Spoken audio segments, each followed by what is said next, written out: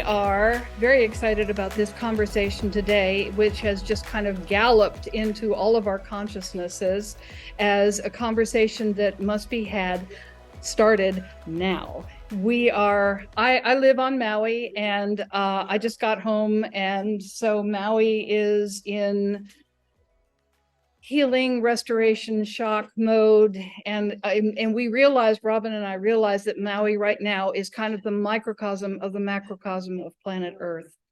And so we wanted to start talking initially, right off the bat, about healing the rainbow race, which is all humanity and all of us coming together in unification. And so to join us in this first conversation is Maya Rose, who is a dear friend of mine and a trauma-informed somatic coach and amazing vocalist and musician. Welcome, Maya.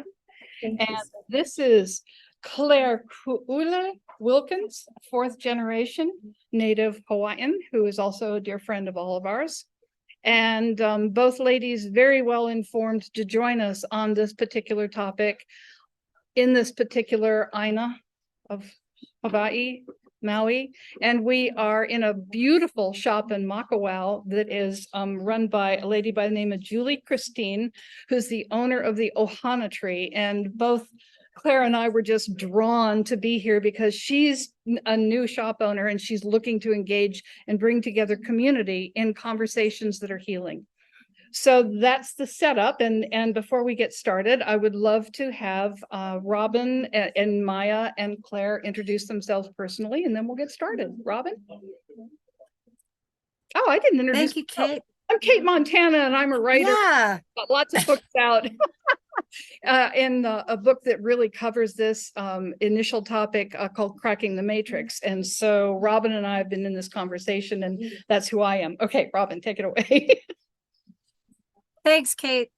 Since we've done a couple of podcasts under different umbrellas, this is our first just to do together, and our passions have really united us for freedom, our passions for truth of our own authentic nature, and our deep longing to connect to so many different kinds of people that have also been passionate in those arenas throughout different backgrounds, cultures, experiences, whether they're into healing or they're community leaders. We're just really here to see what it takes to call us all together.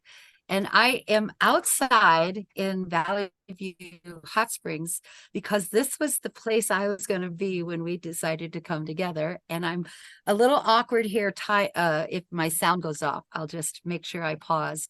But I'm really excited to be here because I love Maya, I love Claire, I love women, and I feel women have to rise now, as I've been a practitioner for 35 years of my own trauma, cultivating a method called soul alchemy. And now I'm training beautiful amount of folks to learn how to become practitioners. So I'm the co-founder of Sustainable Love, and mostly I got in it, the healing process to heal myself. So I'm here because I want to have conversation of compassion and love. And that's the Sustainable Love Training and Transformation Center in Santa Fe, New Mexico. Thank you. Getting it all out there. You're welcome. Great. Maya. Yeah, I'll introduce myself, kind of jumping on the roots of that, the training of the Soul Alchemy program. And I went through the 2-year program.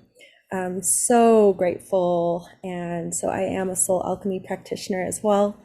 And yeah, just finding that a lot of my work in my own body has been around really liberating the voice of my body as a reflection of the earth. And I'm from here, from Ogapoge, which means White Shell Water Place, also known as Santa Fe, New Mexico.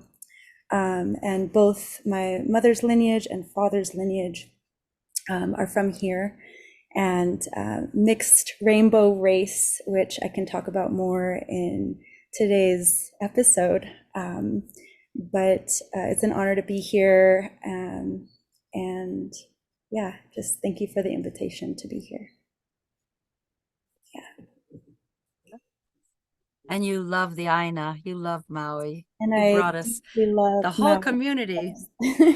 Yeah, Yeah. I feel, yeah, Maui had called me out there several years ago, and I lived there for a few years, and I felt adopted in a way as this little rainbow baby seed, and nurtured and loved, and then sent through the Rainbow Bridge to bring what I received and what I learned from that Aina back home.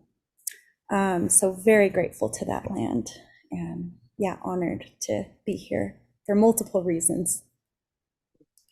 Thank you. Hello, aloha auko, he inono, ku'ule. My name is Claire. I am a fourth generation here in Hawaii Islands. I'm an immigrant descendant. Here in the islands, we would call what I am Hapa Haole.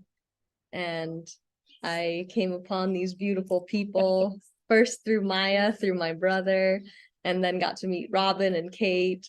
And it's been just a beautiful coming together of people truly connected to themselves and committed to their own personal healing, and how that personal healing emanates outward and touches others through the healing of the self. Not too much to say. I'm a maka'inana, mahiai, just gardening, kind person, living off the land. We're pretty simple folk out here. Very honored to be here today. Very honored to be having these discussions with everyone. Yeah. So much love. And as Maya said, small other little details I'm sure will come up in the conversation as they are relevant. That's all I have for now.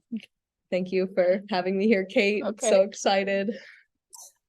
What a conversation. And it's not surprising being here on Maui. I too am a resident. I was called by the land 5 years ago to come here, a big surprise.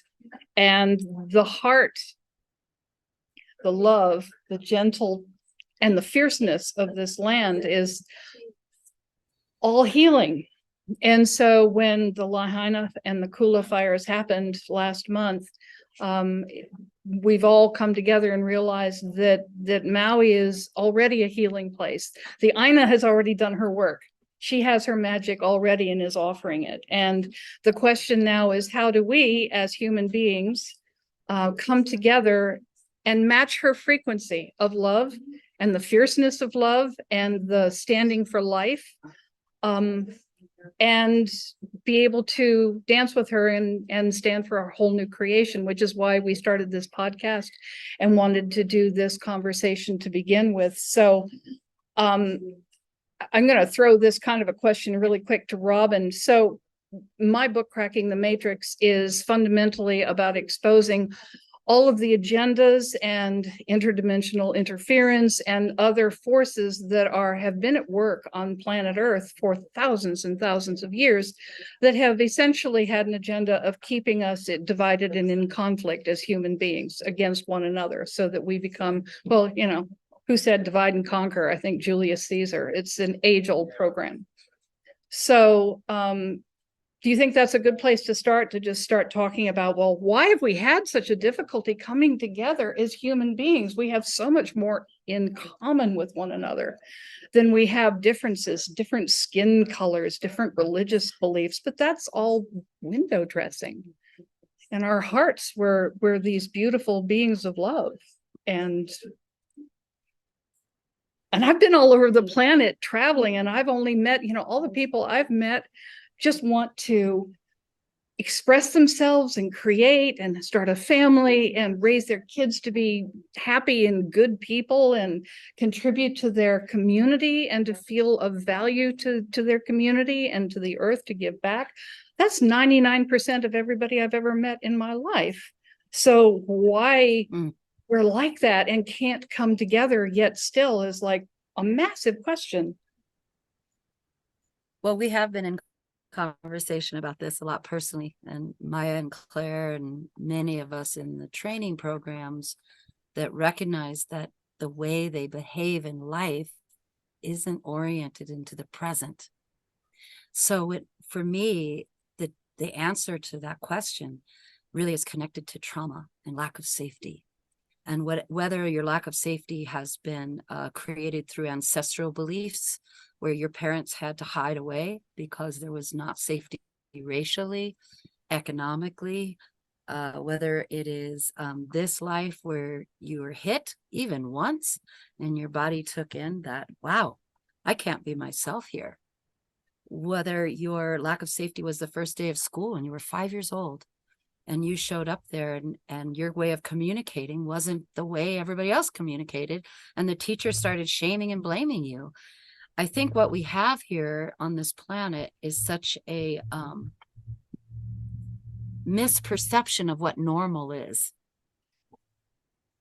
And so the feminine principle of honoring and nourishing everyone's tender heart and sensitivity that we do naturally when we nurse a baby, and we have this instinctive impulse in our bodies. With animals, it shows up so easily with children.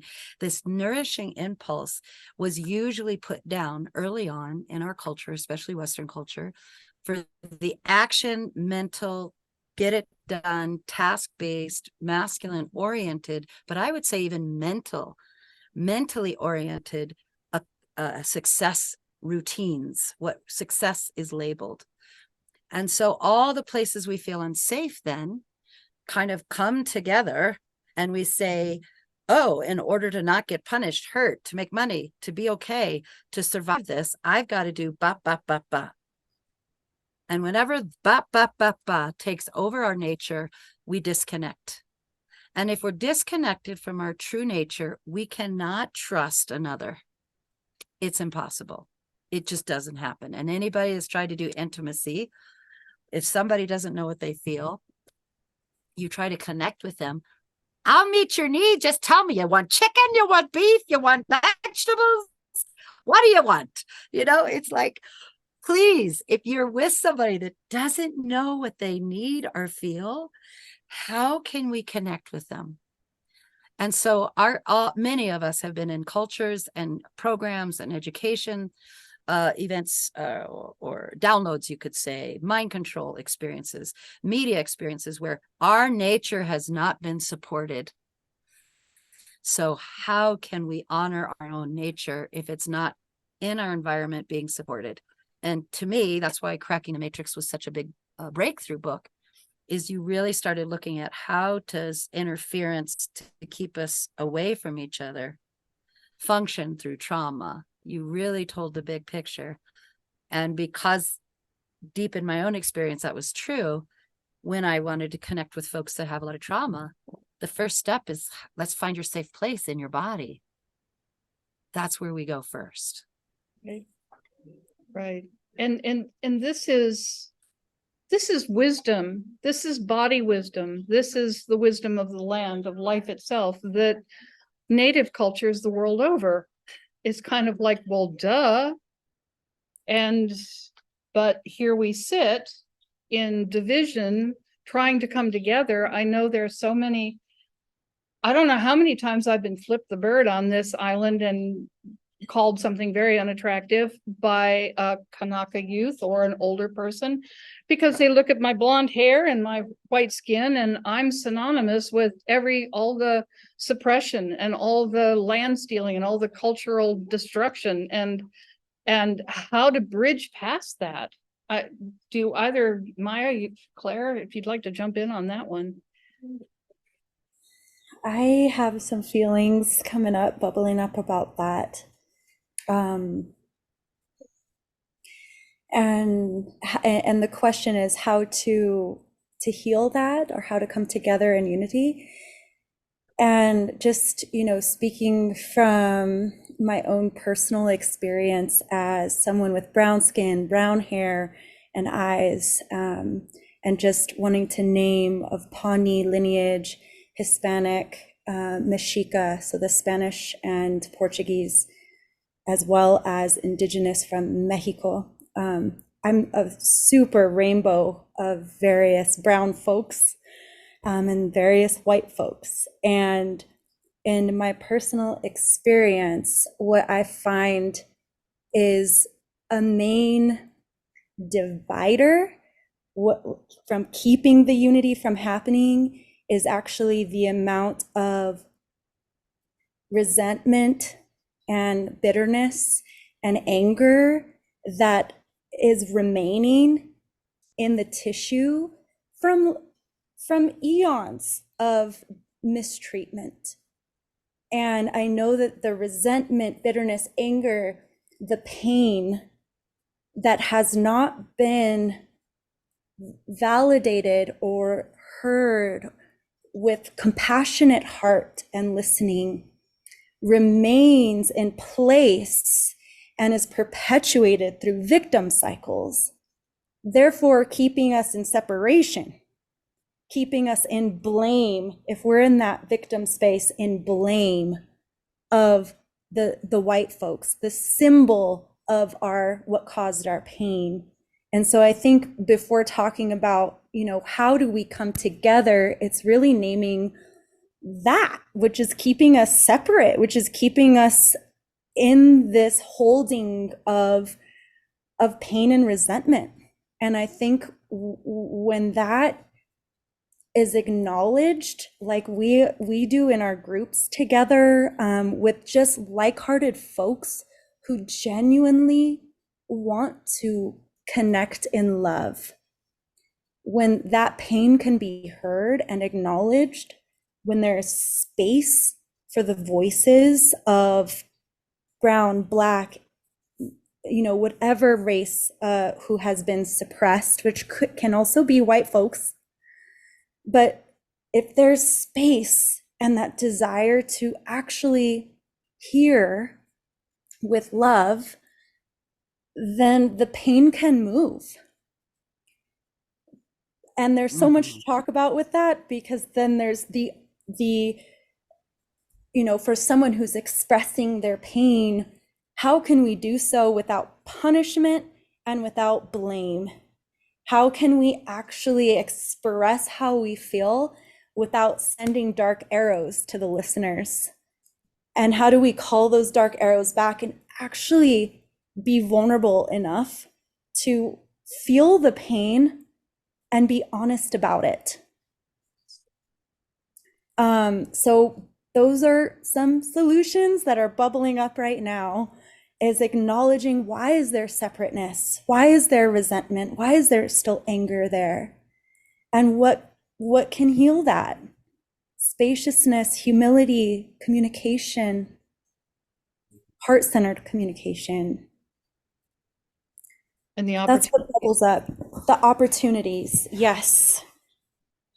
which is why we're here and in doing this conversation right now. And I was going to say this at the end, and I will say this at the end, but a reminder to anybody who's listening to this, that this is an open conversation. We're opening up the can of worms and looking for opportunities to heal, genuine healing. And so wherever this lands, whoever you want to converse with, start new conversations of your own with us, whatever, is totally open. We'll be opening up some hosting of Zoom calls. If info@sustainablelove.com is our email, and you can request connection or cracking the matrix. You want to do yours real quick, Kate? info@katemontana.com. I'll give all that information at the end, and it'll be on a graphic at the end. So Great. Claire, do you have anything that you wanted? Oh, great. Maya said? I loved where Maya went with the recognition that we can't talk about coming together until we are able to recognize that dissonant energy that is preventing us from being able to come together without a very consistent back and forth of the black arrows. And whether that is cruel words spoken unintentionally, just as an expression of the pain that I'm feeling in my body, and I'm expressing it in a way that, ow, I'm just trying to listen to what you're saying, and now I'm feeling attacked. And if I'm unable to verbalize that in a conscientious way, it's very likely that it's just going to be triggers on triggers on triggers on triggers until we can learn to be in that governing center, to be in our pause point of silence within our hearts and say, wow, that's a person expressing through pain. I do not need to perpetuate it. And in that understanding, I think one other thing that I'd like to mention that Maya did not is that these traumatic wounds happened in communion with others. Therefore, for as much as we want to kind of take these new agey terms and say like, you know, do your self-work, do your self-work. Yes, and these must be healed with others. They cannot be only healed by ourselves sitting alone in meditation. It takes the willingness to be vulnerable and say, you know, my name's Claire, and it really hurts when I walk into a room of white people and everybody sees me as a brown. And it really hurts when I walk into a room of brown people and they only see me as white. And I'm trying to walk a line that I don't know where it is because I didn't put it there. I didn't ask for it. I'm just trying to walk as a good person in peace. And so again, as we're learning to move through these barriers together, our willingness to open up to our deeper sense of love within ourselves for ourselves, that willingness to be vulnerable is what helps to melt onion layers away from those around us. Just our presence in itself will open up the hearts of those around us and say, wow, I think I want to have a discussion, even though I've never thought about what that discussion would be. I am somehow ready for it in this moment. So that's what I had bubbling up right now, Maya's. Oh gosh, there's just thank you so much for speaking that. Can I say also something that just came up? Yay, passionate conversations.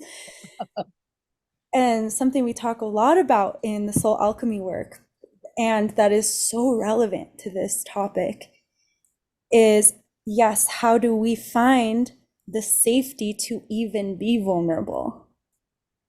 Because most of the reason we're not vulnerable is because I'm not safe. I'm going to put up all of my barriers so that I'm safe. As a moderator, that was my next question. If I was going to throw it was like, well, how do we create the safe space to be able to do that for one another? Right. And so one of these pieces for me is, like I was sharing, like-hearted folks wanting to come together to actually repair.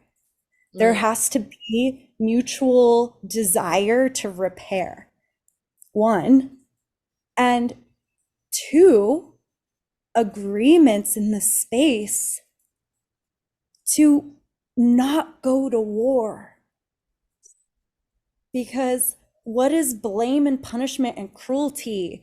What is an attacking? What is going into victimhood and shutting down? They're responses to a matrix of war. And neither side feels safe in that. No one feels safe in war. And neither side wins. Exactly. Nobody wins war. No one wins. It's that feeding of energy that just keeps feeding off of it and feeding off of it, and there's nothing resolved. So how to create safety to be vulnerable is mutual desire and agreements to not go to war with each other. And that really does speak to one of the inspirations, Kate, that we had about wanting Claire and Maya's voices here. So much their power of young women knowing this already at this age. And, you know, we've been after our own healing process for so many years, but we've discovered the same thing is whether you're married or you're in a partnership or a work relationship, if there isn't a commitment to want to repair, then it's just another experience of being attacked or blamed, or it's just the same old story. And I love that, Maya. And I wanted to initiate that question to you, Claire. Is there right now inspiration on Maui, in your opinion, with folks that you know to want to repair on Maui? Because this is part of our crying, our tears, is that things are happening on Maui that the people are not choosing. And yet where is their mutual voices of the people that love the Aina? And so this is part of our desire in this podcast, is to help bring those voices together from all cultures and all perspectives. Would you care to speak into this? Yes, thank you. I was able to go to my various family yesterday and have conversation. Wow, wind's picking up over here. Aloha kamakani. Went around to various places yesterday to discuss with various family members of mine about a concept here in Hawaii that we have. The word is kahea, which just means it's a call. It's a call out. And if you listen to news castings that are coming out of Hawaii right now, there are interviews where the people will mention it's almost a threat. And this is where I am hesitant to engage it, because it is coming from a place of war. It is a threat. Don't make us, being Hawaii, don't make us put out the kahea. Because the people of Hawaii have been waiting for that moment, waiting for the day when the kahea gets sent out and it's time to come together for the sovereign nation kingdom of Hawaii, which exists in perpetuity. It is hard to get to that place where we could all come together. How do you come to that place together when there is still a huge racial divide here in the islands? The people who are wanting the unification and the healing are not always on the same team as those who have long-standing generational families here. And the pain that comes from having been here for that long and watched your family get torn apart and taken away. And it's very difficult to find the love in your heart to say, yes, I'm willing to stand beside you. And these are this podcast, this is the conversations that need to happen. And it's not saying that that's the difficult part too, because then hierarchy starts to get into it. Who has the right to put out the kahea? Can I do that? Am I allowed to do that? I am a sovereign being. I am here in love as a being of this Aina who called me to incarnate here, who called my father to Molokai, who called my grandmother to Kauai. I can keep going. That's not the point. The point is that I'm a sovereign being of Mother Earth. And I have the right to make that call. But who's going to listen? And if what I is the say call it? for, and what is the call for? Right. Is it to go to war, or is it to evoke a Unify. conversation and unify? Yes. I want to ask you a question, and this came up the other day when the four of us were talking. And I had not heard this before, and so I'm going to ask for validation. That originally the belief system in Hawaii is that anybody who is called to the Aina, who is of the spirit of the Aina and respectful of the Aina and life, is Hawaiian. That is kingdom law. If we're Just getting makes me technical. cry. And it's that's this. I don't want to make this into a history lesson for our listeners. I don't know. I don't think anybody knows, Claire. A lot of people are not aware of the history of Hawaii. If we were to I'm just going to put out some tiny little blips. We had electricity in our royal kingdom, in our Iolani Palace. We had electricity there before the White House. We were the first sovereign nation in the world outside of the European powers and China. This nation was moving so rapidly. And why was it moving like that? Because it was a kingdom under God. The recognition of a higher power moving through us as we are incarnate beings of this, stewarding this land, that brought us a blessing. No matter what the color of our skin, you showed up. If you are here and you live here, you breathe here, you are Hawaiian. If you bear children here, those children are Native Hawaiians. Kate introduced me as a 4th generation Native Hawaiian. That is true by Hawaii kingdom law. Do I have Coco blood? Am I a Kanaka Ma'ole? A'ole, no, I am not. But I'm not claiming to be that. I am a rainbow child. I am a child of this earth, here for love, here to embody love with my other beautiful people from across the globe who, like Kate was saying, it's so fascinating how we all have the same desires deep in our hearts, regardless of any of that, well, what language do you speak? Well, what do you wear? And what does your houses look like? What do you believe? That's whatever. The point is that we have love in our heart. And so these conversations are the beginning. So this Mhm. is the call, Exactly. This is the call, whether it's an official, whatever, But here we this is are. it. Here we Yeah, are. I feel the call is showing up with the willingness to have the conversation and to be here in this space, even just the 4 of us right now. This technically, to me, is revolutionary because here we are, all of these global race genetic lines around the world coming together, 4 of us. This is grand. And then, how that will ripple out, we don't know, but it's the willingness to have the conversation. Yeah. And I think one of the things that I get, my book gets into, and that a lot of the soul alchemy healing work that you and Robin have done, is there's this, I'm going to go back to everybody loses in war, but I think one of the things that we don't realize overtly is that there is a winner in war, and it's the overarching entities that feed off of conflict, pain, and suffering, and Yeah. who benefit from division and conflict and us staying weak because we're too busy going at each other's throats. Staying separate. Yeah, and staying separate. It's back to divide and conquer. And there is a very real force and interdimensional influence on this planet for eons that has an agenda, and it has a global elite that is the hands and the feet and the doers of this agenda to be able to divide by dividing us. So I think one of the things that we're being taught is that we can't repair because we're so screwed up.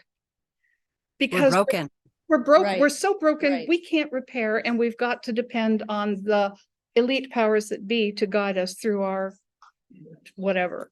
So there's these wheels within wheels. There's these influences that is so important to start to become aware of.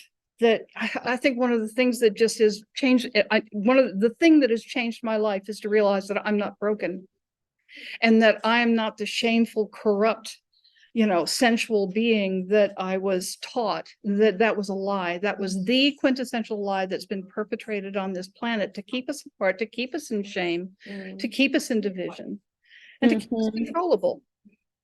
Mm-hmm. Which goes back to kind of our communication around what is that imprint in that moment of unsafety and trauma that we then believe is true, that if I'm being hurt, I must not be worthy of love. If so many people have the power and I'm just scraping for food, God must not love me. If there are rapes or violations of my mother, of my father, I must not be worthy of love because I'm a slave this lifetime. And in our genetic collective, we all have this terror of slavery. But when we get really honest, we have been in slavery to a system that is believed that our value is based on something we can earn.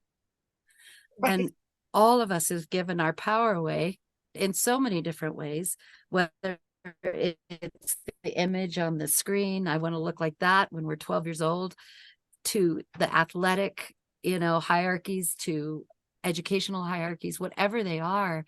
which again disengages us from our innate self-love and worth. And Mhm. I think, Maya, you were really speaking about the safety piece and being able to have compassionate hearts. One of the things that I don't see in leaders too often, or elders, or a lot of spiritual teachers, is their own humble transparency about their process, and they're still growing and learning. And so that was one of the things with you and me, Maya, when you saw my pain, when we Mhm. were in work together. And when Claire met me, you know, her ancestors wanted to cut my head off. They were like, it's like, where is the unity of understanding each other as all mutually wounded and all mutually challenged to go beyond these programs, that the only way I'm safe is to be away from you. I mean, it takes immense courage, and I honor you both, Claire and Maya, for having the spiritual courage and strength and fortitude to see beyond the skin and feel who I am, who Kate is, who people are in your life, and connect to them frequency to frequency. Which is, if I had the power to make a call for Mauians, New Mexico, any place, I would ask people to hear the song of the heart of whoever you're speaking to. And what are they calling you to? Yourself, or some kind of righteous action that will hurt somebody or hurt yourself? How do we come together again with that compassionate, open heart? We have to have these agreements that you're talking about, Maya. We have to want to repair, and we have to agree not to cause harm and go to war. And with those two agreements, we have some power in grassroots work. I really believe that. Mhm. Because we've come home to our true power, which is in the heart, which is in caring, which is in mutual support, which is inspiration, respect for life, do no harm. It's real simple stuff. But Mhm. you know, Robin, you said earlier, we've been caught in this matrix of the mind deliberately. It's a mousetrap. It's a rat trap. Mhm. And that says there is no answer, and that there is no repair, and that there is this and that, and belief systems and rabbit holes. And once we go there, it's like there is there is no answer there. But the answer is, it's so simple. We know, I know the minute I walk in a room and meet somebody. The moment I met you, it was like, oh my God, hi, sis. It was instantaneous. But to get back to that, learn to trust that beautiful, simple sense of intuition. Maya. There's something coming through around kind of linking this together with what Claire was talking about around when like the pain and the trauma, and we talk about this too, and soul alchemy happens in our past, in our childhood, or in our ancestry, in community, or in relation with other. And for example, with white folks and brown folks, or whatever that is, if that was the trauma in the past, then guess what's going to be the healer in the present is the connection with the white folks and the brown folks, or the black folks. And that is literally what is going to be the healer of the programming of lack of self-worth and slavery. Like, what's that? Slavery imprinting in our own tissues and in our own hearts, which is why anytime a white folk and a brown folk, or a lot of times, we get so freaking triggered, it's because that's trying to heal right there in that exact freaking moment. And that's also, you know, when we feel like, oh, heck no, I don't know if I can cuss on this podcast. You can't, but that's okay. Just like when that feeling of like, oh, fuck this, I am not talking with that person because they're white. That is the separation energy that's literally trying to keep us from healing ourselves. And if we can recognize that when we are so triggered with a white folk or a black folk or a brown folk in front of us, that is the doorway.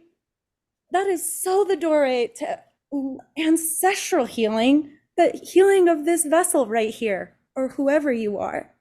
Mhm.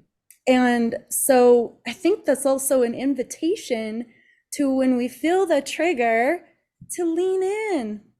Lean in. But in order to lean in, we need to know that we're not going to get killed.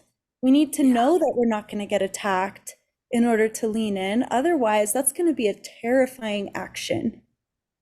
Safe containers. And this comes back to agreements. Mm-hmm. The instance that Robin was just referring to, when my ancestors came out and just didn't want anything to do with her In the unseen, in the unseen. right? Claire is here in time now. Here we are. And Robin is standing in front of me with love. I am here for you with love. I am here for you with love. And I had to move through this absolutely intense amount of rage and pain and mistrust and just complete lack of safety in my body, and I'm going to be hurt and something horrible is going to happen. And I just had to hold her eyes. I had to fall into the safety of the agreement of not here for that, not here to be better, not here to be a hierarchy, not here to win, not here to do anything, just here to be in love with you.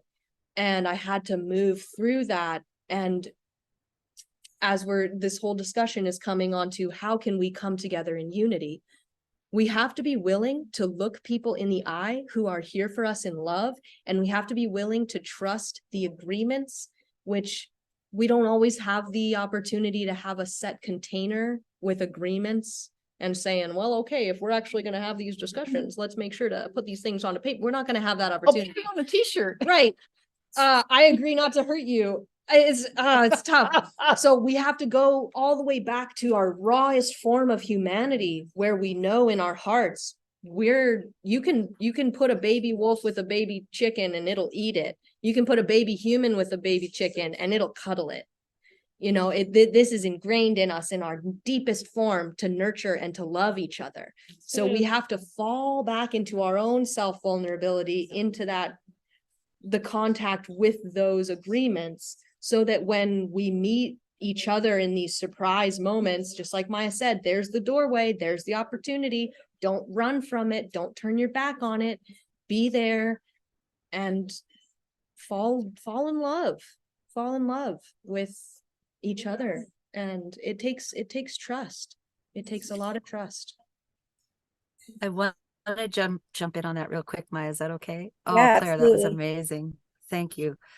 One of the places for a lot of us that have ancestors. Oh, I know. Let's just be with that for a moment. I'm over here crying. I'm like, oh gosh,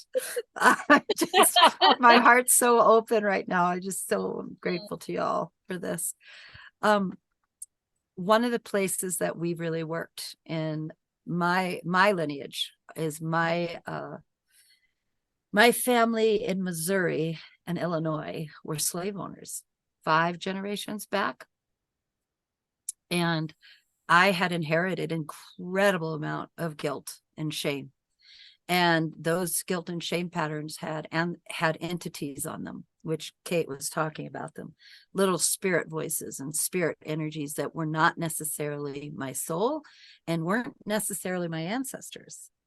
But these beings, these energies would whisper in my voice, you know, you have to make it up. You owe them. You better martyr yourself. You better sacrifice yourself. Your lineage is deserving to be punished. Your lineage deserves to be at the bottom of the heap.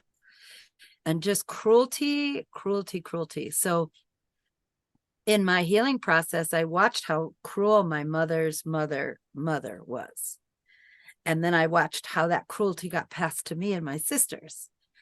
And my dad, who was a very powerful educator, his grandfather was a judge.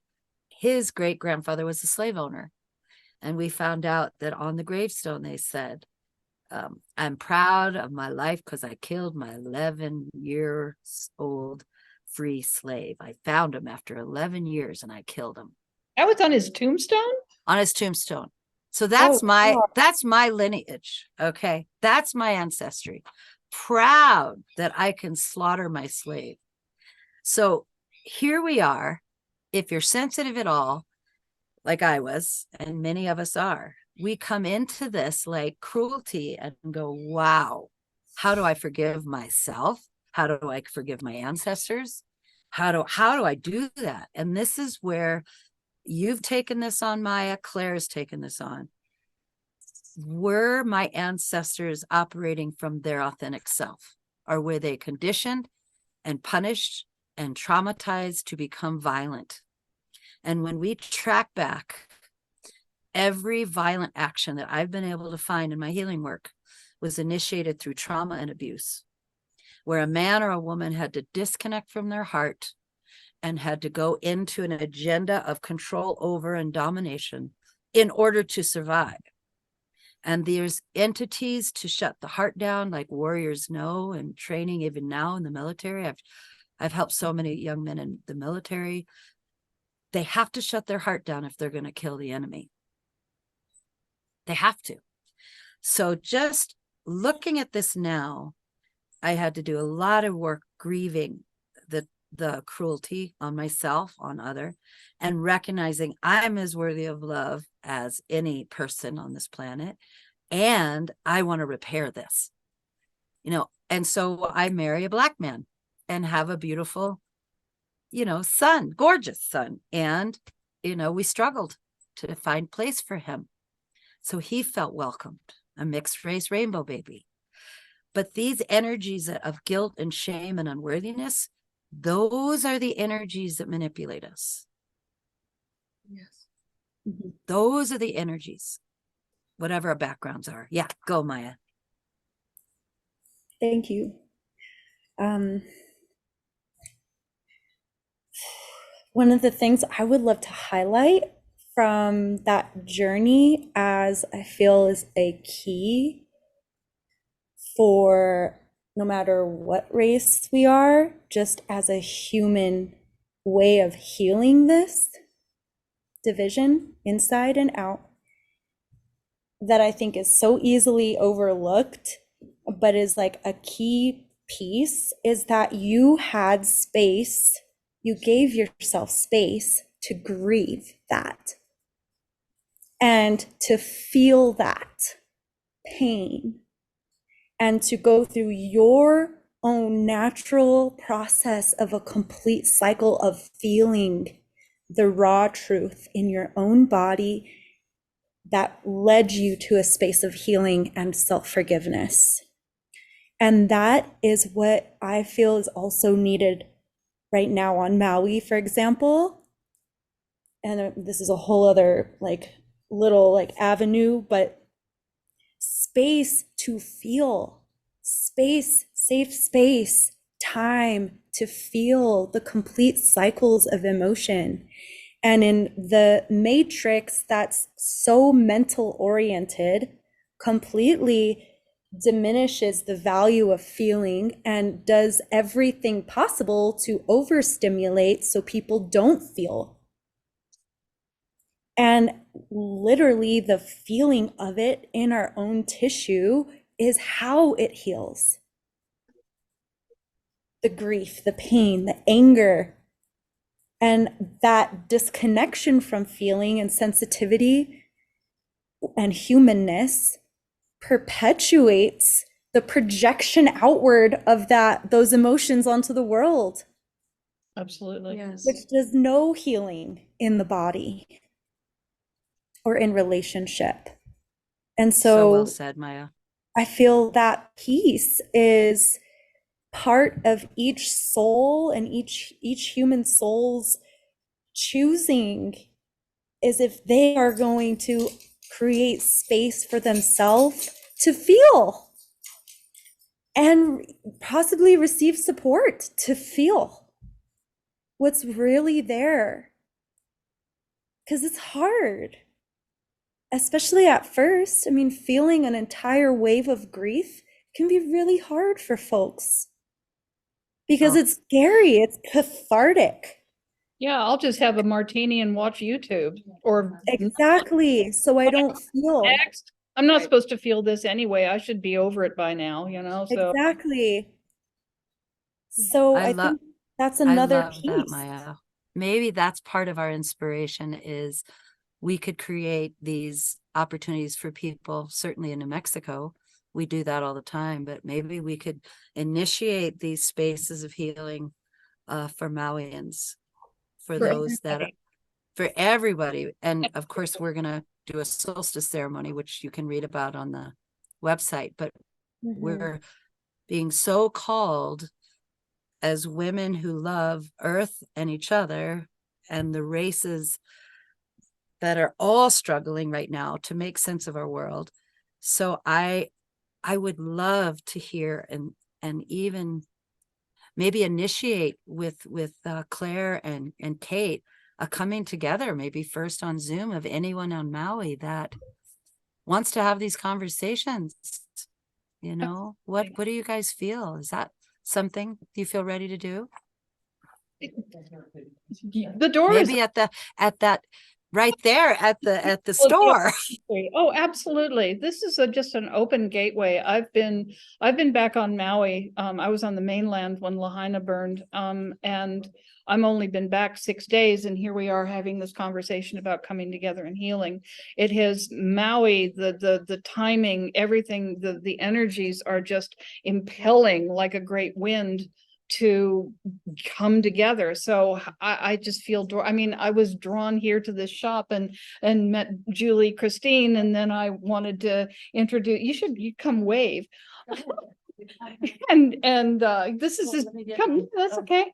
This is this beautiful shopkeeper, Julie Christine. Hey, this is Robin Hi, and Maya. beautifuls. And, I was just drawn here, and within 5 minutes, we recognized kindred soul spirit. And she was like, I want this space to be available for people. So Well, the intention of this space was like grandma's sacred living room where we can have a group intention to heal and have a safe place to have compassionate conversations. And how that unfolds will be kind of up to us. Yeah. Whether it's with music but that's why the Ohana tree is in existence. It feels like this room itself has sacred energy to hold the space for safety, like a tree house. Claire used to come here as a little girl, and this So I space have was a toy customers. store. Thank you. Guys, I'll see- Okay. Thank you. That's how the wave is moving. It's just the doors are opening and people are just, whether it's one or two or, what, gathering, however we gather. Absolutely. It's just time to open up and allow what wants to happen, however it shows up. Maya, thank you so much for that self-forgiveness piece, because there is, to forgive the self, it's been a huge journey for me to realize the forces involved, the interdimensional negative influences, the mind parasites, if you will, that the overarching agenda and programming pushing me into self-hatred and self-abuse, too much alcohol, too much stimulation, too much whatever, too much work, blah, blah, blah, taking me out of my body, away from my heart, away from my connections, away from Ohana, all of that. And, and that is the part of the whole overarching agenda, that underneath all that, oh my God, there I am. And this heart is worth everything. It's gold. It's life itself. And it's like, it's just waiting for me to finally see the agenda and the programs and do the work to release that influence. But oh my God, that self, how can I heal with anybody? How can I even want to look you in the eye and want to heal if I don't think I'm worth it? Right. Because if I don't think I'm worth it, you sure as hell aren't worth it. Yeah, it comes down to that. And just to And go back to our friend Julie, and here we are at Ohana Tree right next to Freshies here in Mokwa Town Center. While we were having our earlier conversations and things started to get really yummy and juicy, some of the shop goers who are walking around while we are having this podcast, one of them was almost brought to tears and sat right here on a couch in front of us. There's a beautiful half moon of couches in front of this gorgeous fireplace. And one of the shop goers sat down for a few minutes In to tears. just tear up and just listen to what's happening. So I would say, yes, Robin, It's time for Maui to start holding space for these things. Our wonderful friend Julie Christine is here opening this space as a physical meeting place. Zoom is great. Physical interactions gets really yummy. Yeah. So Mhm. I think it's definitely time, and we will continue to reach out through Kate's Substack. And through Robin, through Sustainable Love. We have these avenues. I personally am not a social media person. You're not going to find me on any of those places. But we're going to get these, it's time. The It's time, invitation. guys. We're going to put the Yeah. invitation out there, and we're going to start bringing that together. And so, Yeah. and let this be the inspiration to any of the listeners, from Kate, from Robin, across the nation. This doesn't have to world. be just for Maui. This is a global happening. So let this sink into your heart. Let this touch you for your community, for your ohana, for your home place. Please reach out to us. We would love to connect with you and unify our times. For example, on the solstice, when we're going to be doing some honorings here on Maui Island as well as in New Mexico. We would love you to do your own thing wherever it is that you are, and join us in prayer at that time. Thank you. Do we want to start talking about that? Actually, we're at over the hour already, and we're gonna have to wrap up because Julie has other people coming in. But Robin, Claire, Maya, would you like to do a little wrap up? Anything you'd like to say?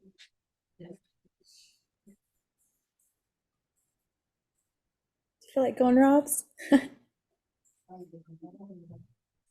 I'm just so thrilled that we were inspired in our earlier conversation and we just jumped on it. And I feel that there's a deep call in all of our hearts to heal.